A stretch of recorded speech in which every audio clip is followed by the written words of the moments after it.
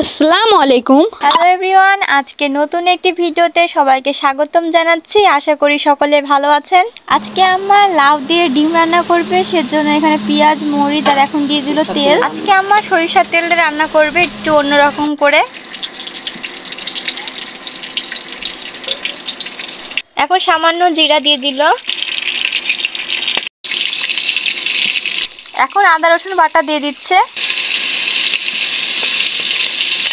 এখন পরিমাণ মতো লবণ দিয়ে দিল। পরিমাণ মতো সব মশলাগুলো এখন দিয়ে দিল।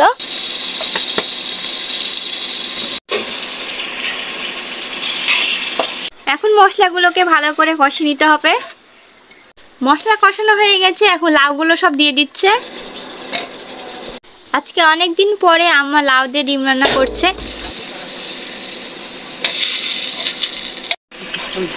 এখন লাউগুলো ভালো করে নেড়ে নিচ্ছে। ডিম বয়েল করা হয়ে গেছে, এখন ডিমের খোসাগুলো ছাড়িয়ে নিচ্ছে।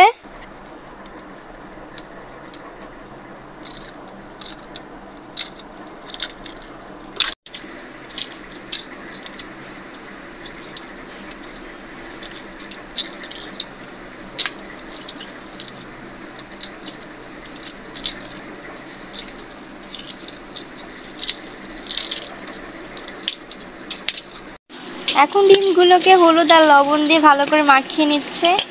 এই তো ভাজার জন্য এখানে তেলে দিয়ে দেওয়া হলো। এখন ডিমগুলোকে ভালো করে ভেজে নিতে হবে, লাল লাল করে।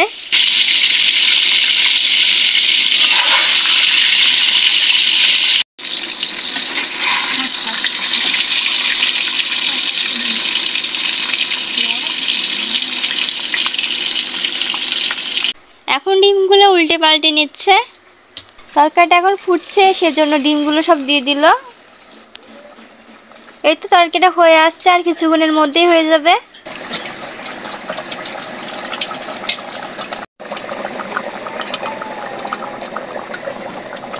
ফাইনালি তরকারি রান্না করা হয়ে গেল। দেখতে তো অনেক সুন্দর হয়েছে, খেতেও হয়তো ভালো লাগবে। লাউ তো পেট ঠান্ডা করার জন্য অনেক উপকারী সবজি।